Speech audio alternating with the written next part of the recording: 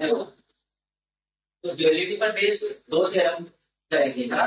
तो first theorem आपके पास में है, the dual problem of the dual problem of A primal problem is the primal. ठीक है ना, किसी भी प्राइमल प्रॉब्लम का ड्यूअल लो, उसको नेगेटिव से मल्टीप्लाई करो, अगेन उसका ड्यूअल लो, क्या मिल जाएगा? Primal problem. ठीक है ना, ओरिजिनल प्रॉब्लम हमको वापस मिल जाएगी, है ना। तो हमने पढ़ा है कि अपन प्रूफ लेते हैं, कोई भी प्राइमल प्रॉब्लम हमने ले लिया, इसका ऑब्जेक्टिव फंक्शन क्या है? मिनिमाइज। हमने लिया minimize z equals to cs, तो सारे कंस्ट्रेंट हो जाएंगे greater than equals to b, और हमारे पास एक प्राइमल प्रॉब्लम होगी जिसको हमने ले लिया b। इसका ड्यूअल लिखते हैं, तो स्टैंडर्ड फॉर्म है, तो इसका मिनिमम हो जाएगा मैक्सिमम, सारे कंस्ट्रेंट रेसिप्रोकल हो जाएंगे और ये इसका ड्यूअल हो गया। ठीक है, अब यहाँ पर हम क्योंकि न्यूमेरिकल प्रॉब्लम सॉल्व कर चुके हैं, हमें पता है x क्या होता है? कॉलम वेक्टर होता है, w क्या होता है? कॉलम वेक्टर होता है, a ऑप्शन मैट्रिक्स होती है, c रो वेक्टर होता है और b कॉलम वेक्टर होता है। ठीक है ना, इस पर बेस हमने क्या किया? अगेन डीपी लिखी, कौन सी? इस d को हमने क्या किया? नेगेटिव साइन से मल्टीप्लाई किया। नेगेटिव साइन से मल्टीप्लाई किया तो मिनिमम z इसका नया नाम दे दिया, क्योंकि माइनस से मल्टीप्लाई होगा। हमने यहाँ स्पेसिफाई किया हुआ है कि z किसके इक्वल है? Minus z। तो हमने यहाँ पर z इक्वल टू सबको नेगेटिव से मल्टीप्लाई किया। ठीक है, अब हमने इसका फिर से ड्यूअल लिखा, इसका इक्वेशन फर्स्ट यहां से मिला, इसका मिनिमम का मैक्सिमम हो जाएगा माइनस बी ट्रांसपोज w। अब ये बी ट्रांसपोज कैसे होंगे? जैसे cx हुआ करता था, तो हम इसका ट्रांसपोज लिखेंगे, तो माइनस सी ट्रांसपोज का ट्रांसपोज नया वेरिएबल। ये चीज समझने की है तुम्हारे लिए। अब ये कंफ्यूज हो जाना, बच्चा यहाँ के कंफ्यूज हो जाता है ना। तुमको इसको इससे कंपेयर करना है, तुम्हारे यहाँ पर जो है वो ये यहाँ पर ये कंपेयर करो। तुमने जब इसका ड्यूअल लिखा तो क्या लिखा? इसका ट्रांसपोज नया वेरिएबल। अब तुम यहाँ आ जाओ, ये वैल्यू जो माइनस सी टी और बी की तरह काम कर रही है, तो तुम क्या करोगे? माइनस सी टी उसका ट्रांसपोज ये और नया वेरिएबल ले लिया, फिर वापस आ जाओ। ये क्या कहता है? इस ए का ट्रांसपोज करो और फिर नया वेरिएबल। हमारे पास यहाँ ए का काम बन रहा है, ए ट्रांसपोज। हम ए ट्रांसपोज का ट्रांसपोज करेंगे नया वेरिएबल, है ना, नेगेटिव का बात करेंगे। फिर उसके बाद में इस सी का ट्रांसपोज करो, तो आपके यहाँ रिक्वायरमेंट वेक्टर बन जाएगा। तो हमारे पास यहाँ सी का काम बन रहा है माइनस का बी ट्रांसपोज, हमने यहाँ माइनस का बी ट्रांसपोज कर दिया, है ना। माइनस से मल्टीप्लाई करेंगे तो हमारे पास में ये जो ग्रेटर देन इक्वल्स टू होती है वापस से चेंज हो जाएगी, तो ये माइनस से मल्टीप्लाई कर दिया। ठीक है, अब हमको ये माइनस से मल्टीप्लाई करके, क्योंकि स्टैंडर्ड फॉर्म वापस रेसिप्रोकल बना लिए, तो अब आप देखिए मैक्सिमम जेड जो है, देखो हमारे पास में सी ट्रांसपोज का ट्रांसपोज हो जाएगा, सी होगा, ये माइनस हो गया, ये माइनस आ गया, ये इधर चला, तो ये वापस से आ गया मिनिमम। बात समझ में? अब ए ट्रांसपोज हमारे पास क्या बना? ए, ये लेस देन है, और ये बी ट्रांसपोज क्या बना? बी। ये प्रति आपस में ग्रेटर है। अगर तुम इस प्रॉब्लम को इक्वेशन 1 से वापस कंपेयर करते हो तो वापस तो सेम प्रॉब्लम मिल जाएगा। तो हम लास्ट में लिख देंगे कि इक्वेशन 3 और ओरिजिनल प्रॉब्लम को कंपेयर करें, हमें हमारा स्टेटमेंट प्रूव होता है कि किसी भी प्राइमल का ड्यूअल लो, उसका अगेन ड्यूअल वापस क्या मिल जाता है? प्राइमल, है ना। उसके बाद एक सेकंड थ्योरम है, एक मोस्ट इंपॉर्टेंट थ्योरम है, एक कैपिटल एक्स का नाम। ये capital x is a physical solution of the primal problem, है ना। अगर आपके पास कैपिटल एक्स फिजिकल सॉल्यूशन है किसी भी प्राइमल प्रॉब्लम का, तो आप इसका मिनिमम प्रॉब्लम क्वेश्चन में दे रखा है, थ्योरम में है, तो ये कहता है और W अगर इसका किसी ड्यूअल प्रॉब्लम का है तो आप क्या करेंगे? यहाँ पर ये कंडीशन को सेटिस्फाई किया, ठीक है ना। और ये हमारे सारे न्यूमेरिकल्स में भी काम आती है, ठीक है। तो वही स्टार्टिंग सेम है, प्राइमल लिखा, ड्यूअल लिखा, यहाँ तक तो कोई दिक्कत ही नहीं है, प्राइमल और ड्यूअल हम लिखना जानते हैं। अब यहाँ से हमें पता है कि ये जो आपके पास में x है, क्वेश्चन में गिवन है कि x और w फिजिकल सॉल्यूशन है प्राइमल और ड्यूअल। अब हमको यहाँ डेफिनेशन पता होनी चाहिए। Physical solution that means satisfied constant and non negative restriction. इसको ऑब्जेक्टिव फंक्शन से कोई लेना देना नहीं होता है, ऑब्जेक्टिव फंक्शन इसके बाद लगता है। इसलिए हमने इन दोनों प्रॉब्लम से केवल क्या उठा लिया? कांस्टेंट और नॉन नेगेटिव रिस्ट्रिक्शन। तो इसके कांस्टेंट और नॉन नेगेटिव रिस्ट्रिक्शन ये रहे और इसके ये रहे। देखो आप ax greater than equals to b, x greater than equals to 0, a transpose w less than equals to c transpose w greater than equals to। दोनों इक्वेशन आ गई। अब हमें केवल इसको सॉल्व करना है। कैसे? हमने सेकंड इक्वेशन लिया, a transpose w less than equals to c transpose, और दोनों से ट्रांसपोज अप्लाई कर। ट्रांसपोज अप्लाई किया, हमें पता है रिवर्सल लॉ लगेगा, है ना। आप चाहो क्या साइड में लिखते हैं रिवर्सल लॉ, ठीक है। रिवर्सल लॉ लगेगा तो क्या होगा? w ट्रांसपोज a ट्रांसपोज करेगा और यहाँ पर c ट्रांसपोज इक्वेशन को सॉल्व पड़ेगा, बोथ साइड ट्रांसपोज किए, इधर आ जाओ, जब हमने W transpose A transpose transpose किया तो क्या मिल गया ए, यहाँ पर सी रह गया, हमने इसको रिवर्स करके लिख दिया और कुछ चेंज किया सी ग्रेटर देन, क्योंकि हमको क्वेश्चन पे सी इधर चाहिए लेफ्ट साइड है, इसलिए हमने लेफ्ट साइड में ले लिया। अब वहां पर रिक्वायरमेंट क्या है एक्स की, दोनों साइड एक्स मल्टीप्लाई, हमने इसके इधर भी एक्स मल्टीप्लाई कर दिया इधर भी एक्स मल्टीप्लाई कर दिया, और हमें पता है एक्स से मल्टीप्लाई करने पर ए और एक्स अलग अलग हो रहे हैं, इनको करना है साथ, उसको साथ कौन करता है एसोसिएटिव लॉ, जो हमने ग्रुप थ्योरी में पढ़ा है। एसोसिएटिविटी लगाया, ठीक है ना, एसोसिएटिविटी आपको पता है ना A B C equals to A B C, तो ये कन्वर्ट कर रहे हैं, तो हमारे पास क्या बना W ट्रांसपोज AX, AX का वैल्यू फिर हमारे पास में आएगा, AX क्या है इक्वल्स टू B, इसका मतलब कि इस AX को इससे रिप्लेस कर सकते हैं, B से रिप्लेस कर सकते हैं, हमने इसको यहाँ से B से रिप्लेस कर दिया,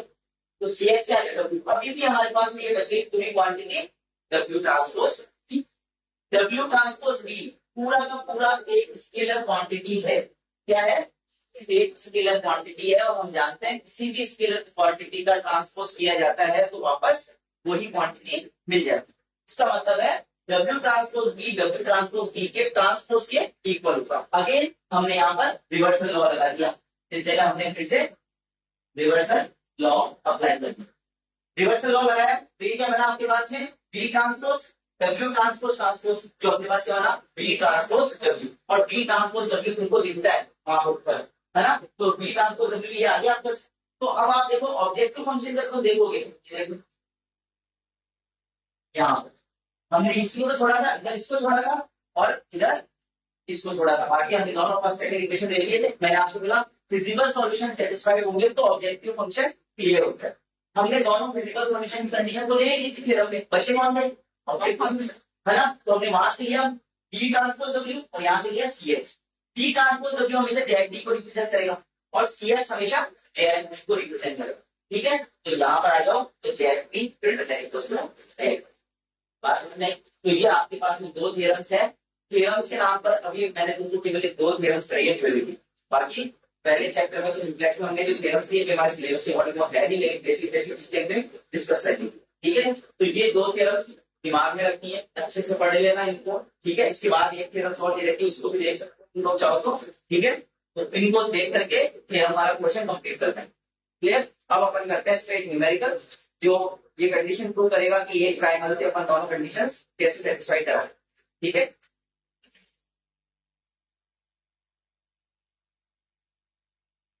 solve the algebra using value, question इस तरीके से आएगा तो ये वैल्यू का क्वेश्चन होगा, मतलब वहां कहीं ना कहीं तुमको रेडिकल ड्यूलिटी मिलेगा। अब यहाँ पर ध्यान दो लिखा गया है सॉल्व, और अभी तक पहले क्वेश्चन में क्या लिखा था फाइंड व्हाट या क्लियर, तो अभी हम देखो क्या करते हैं, क्वेश्चन है हमारे पास है minimum ZB equals to 6x1 plus 12x2 such that x1 plus 4x2 greater than equals to 7, 2x1 plus 3x2 greater than equals to 5, and x1 x2 both are positive, ये न्यूमेरिकल प्रॉब्लम है हमारे पास में, ठीक है। अब क्या करना है देखो ध्यान दें, ऑब्जेक्टिव फंक्शन हमारे पास में क्या है मिनिमम, स्टार्ट हम यहीं से करेंगे, गिवन ट्रायंगल प्रॉब्लम इज, यही से तो जेड लिखा हुआ है। सबसे पहले अब देखो तुमको मैंने लास्ट क्लास में बताया था कि अब इतना बड़ा क्वेश्चन अपन सॉल्व करेंगे नहीं पूरा का पूरा, केवल हमारे दिमाग में क्या होना चाहिए स्टैंडर्ड का, वो जरूर लिख लिया, है ना। हमें देखना है पहले ऑब्जेक्टिव फंक्शन, जैसे हम सिंप्लेक्स में देखते हैं यहाँ पे भी देखते हैं ऑब्जेक्टिव फंक्शन है, सिंप्लेक्स होता तो भावनाओं मत कर जाना, सीधे माइनस से मल्टीप्लाई करो शुरू हो जाओ, क्या आ गया माइनस, ऐसा नहीं है, ड्यूलिटी से सॉल्व करना है। ऑब्जेक्टिव फंक्शन के साथ में फिर आपको क्या देखना है कंस्टेंट, सारे कंस्टेंट क्या होने चाहिए ग्रेटर देन उसको होने चाहिए मस्ट भी, ठीक है ना, और अगर ये नहीं है तो दिक्कत है, तो ये क्या है आपके पास में ग्रेटर देन इक्वल्स टू है, इसका मतलब हम ये मान के चलते हैं कि ये स्टैंडर्ड फॉर्म में है, तो अपन सीधा क्या लिखेंगे the given triangle problem is in following standard form, क्या है minimum Z in equals to CX such that ax less than equal greater than equals to b and x greater than equals to c. ठीक है, इसको मैं कहता हूं the dp of 1 can be written as, अब हम इसका सीधा dp लिखेंगे, dp क्या लिखेंगे वो भी हमको पता है, इस फॉर्म में क्या बनेगा, मैक्सिमम मिल जाएगा second b transpose w such that a transpose w less than equals to c transpose and w greater than equals to 0. Therefore your problem of given triangle problem is written as, अब इसको हम कैसे लिखते हैं समझना, तुमको केवल ये दो लिख के बताना है एग्जामिनर को, ताकि उसको ये रहे कि तुम्हें पता है कन्वर्ट कैसे करना है। अब तुम्हारा टारगेट क्या होना चाहिए, केवल तुम कन्वर्ट इसमें करते हो तो सीधा लिखोगे मैक्सिमम ZT इक्वल्स, इधर आ जाओ, ये दोनों खड़े क्या बने 7W1 5W सीधा W हो गया सीधा, है ना, सच दैट यहाँ गड़बड़ होती है थोड़ी सी, क्योंकि ये क्या है 1 4 2 3 हमको ऐसे लिखना है ना, तो तुम्हारे पास में 1 2 मिलकर के पहले बनेगा, ये ध्यान रखना, तो आपके पास क्या बनेगा W1 प्लस W, मतलब ये कॉलम मिलके पहला आपको बनेगा, तो ये तुम थोड़ा साइड में लिख लेना वरना गड़बड़ कर देता बच्चा यहाँ पर डायरेक्ट, ठीक है। और दूसरा आपके पास में क्या बनेगा 4W1 प्लस 3W2, ये सेकंड में जाएगा, और उसके बाद में आपको क्या देखना है less than equals to less than, ये दोनों आराम कर रहे थे 6 और 12, इसको खड़े कर दो, ये तो हो गए, एंड W1 W2 बंदी,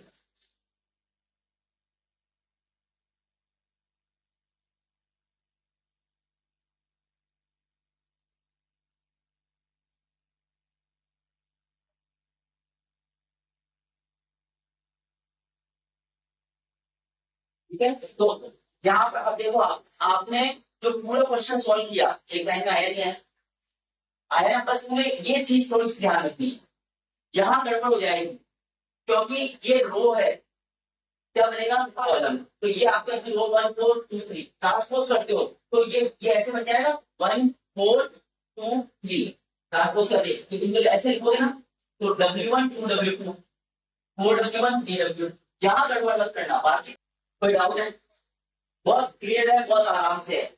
अब तुम सोचो अगर हमें कोई न्यूमेरिकल ऐसा मिल जाता कि यहाँ पर आपके पास में क्या होता गलती से लेस, तो तुम जब गिवन प्रॉब्लम होती ना तो क्या लिखते, the given problem is not in standard form, first convert to standard form, सीधा डायरेक्ट माइनस माइनस कुछ भी दिखाना भूल गए, इस फॉर्म में लिया है और सीधा कन्वर्ट कर।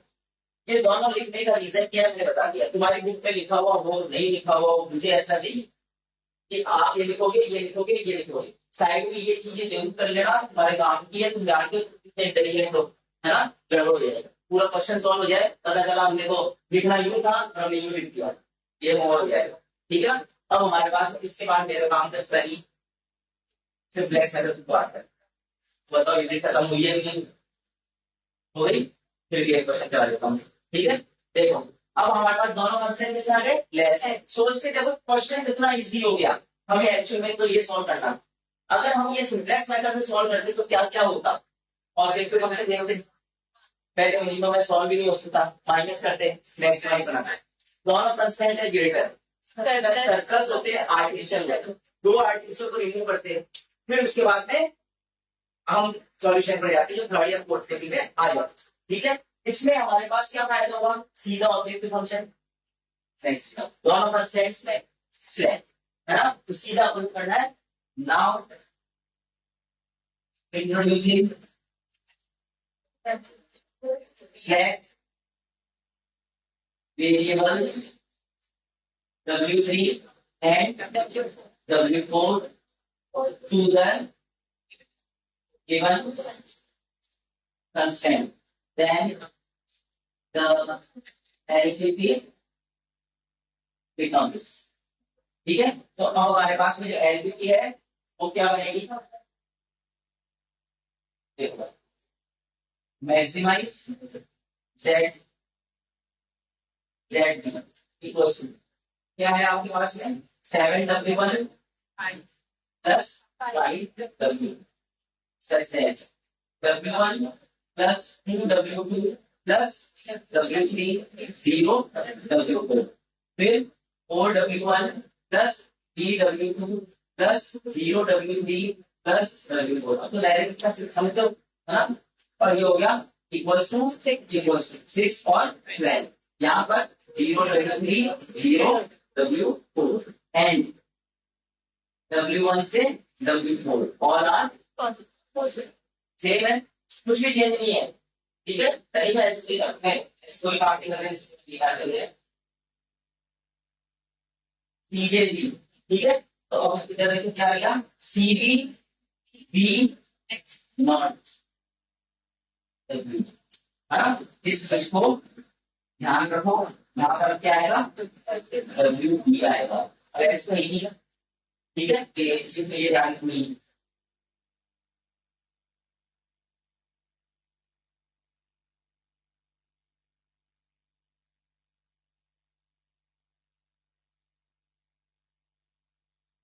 माइनस सी है। आपके पास क्या है 7 है 5 है 0 है 0। ठीक है, यहाँ फिक्स है y1 y2 y3 y4 इधर भी लगा देना है। इधर कौन आ गया 6 और 12। यहाँ क्या आ गया 1 2 1 0। इधर कौन आ गया 4 3 0 1 बाय डिफॉल्ट 0। बेसिस में कौन जाएगा x है। अब x भी नहीं आया बेटा w3 w4 गड़बड़ हो जाएगी। ठीक है, अभी तो वहां w भी लिखा है ना। यहाँ वेक्टर में कोई चेंज नहीं है, अल्फा 3 अल्फा 4 कॉस की पहली रो में मैंने आपसे बोला दिमाग नहीं लगाना, सारे जीरो होते हैं, सीधे सीधे को माइनस करना है। क्या क्या आ गया -7 मोस्ट नेगेटिव -7 कोई चेंज है क्या। बल्कि आप जब कॉलम मिनिमम रिएक्शन निकालो सोर्स कॉलम बन गया ना, तो इधर से आप 6 में 1 का डिवाइड करो क्या आया 6, 12 में 4 का डिवाइड करो 3, मिनिमम क्या आया 3, इसके डिवाइड से आया ये एलिमेंट सामने कौन आया w4 मतलब बाय 45 कंडीशन से all negative minus c not greater than equal to 0 implies above PFS is not optimal। कोई चेंज है क्या। ठीक है, अगले टेबल में चलते हैं CA B CB B W।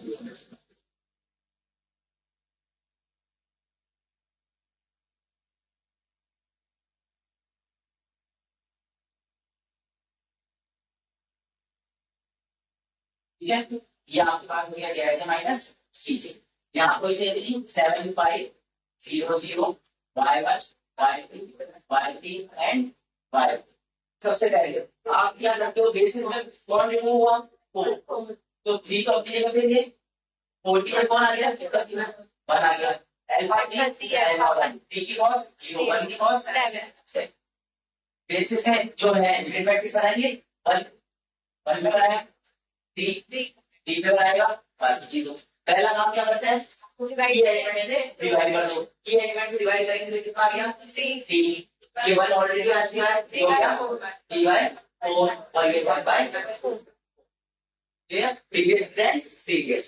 ठीक है, तो आपके पास previous present previous second round 1 कर दो, हमारे पास भी तो रहेगा एक बार ना। प्रीवियस प्रेजेंट प्रीवियस में आपको 30 के सेम है ना, तो यहां पर कौन है 6 2 फिर कौन है 2 और y4 पर 0। ये हो गए प्रीवियस। प्रेजेंट में सोर्स रो के एलिमेंट b b/4 एंड 1/4 की एलिमेंट के सामने कौन आ रहा है 1, कोई मतलब नहीं है सीधा माइनस सॉल्व कर लेते 6 - 3 3 2 - 3/4 8 - 3 5/4 और ये माइनस 1/। क्लियर है, ये आपके पास इसकी वैल्यू आएगी, ये मैं हटा रहा हूं। ठीक है, क्लियर। अब आपके पास में क्या है यहाँ से अपन इसको चेक कर लेते हैं, ऊपर वाली रो को मल्टीप्लाई करने की आवश्यकता नहीं है, सीधा 7 को 3/4 से मल्टीप्लाई किया कितना आ गया 21/4 21/4 को माइनस कर दो 5 से 20 कितना आ गया 1/। ठीक है, और 7 को इससे मल्टीप्लाई कर दो 7/2 सही हो ना?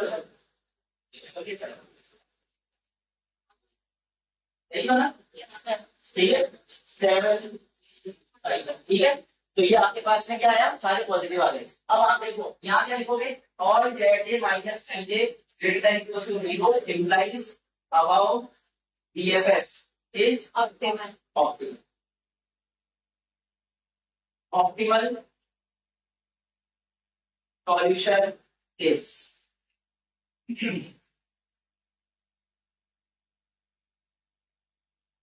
or your problem or primal problem ऐसे निकालना।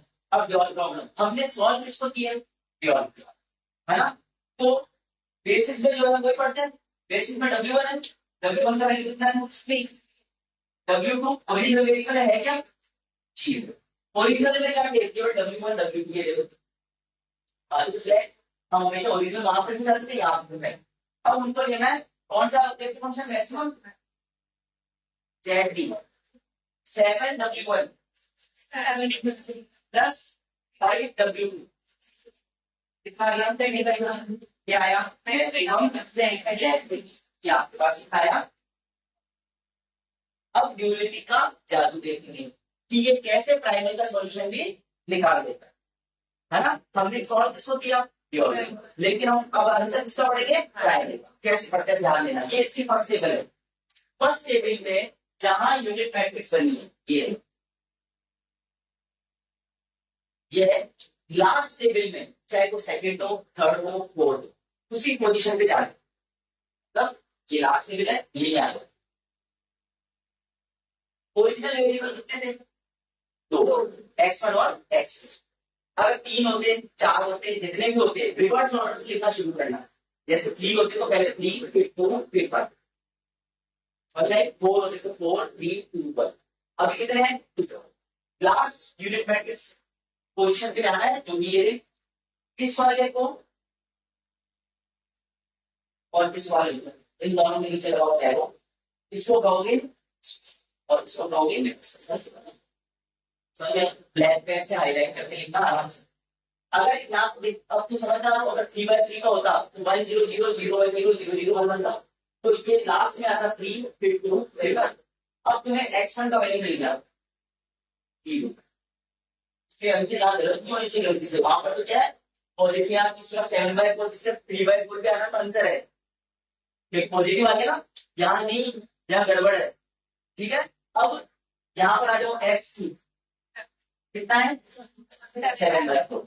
सो देखो ध्यान देना, वहां पर मिनिमम था ZD, ये 6x1 12x2 कितना तो पढ़ना चाहिए, ये है रिक्वायरमेंट। अरे हाँ, तो रिक्वायरमेंट से कौन सा था, यही है ना ऑब्जेक्शन फंक्शन। तो 6x1 प्लस 12x2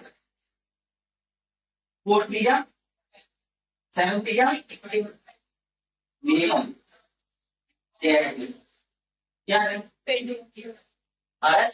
अब आप लिखोगे लास्ट में ये लाइन के नीचे दूसरे यहाँ लिखोगे hence ZP equals to ZD equals to 21। ये तुम्हारा फाइनल सॉल्यूशन होगा। इसका मतलब तुम्हारा आंसर 100% सही है, 10 आउट ऑफ 10 मिलेंगे। समझ में आई?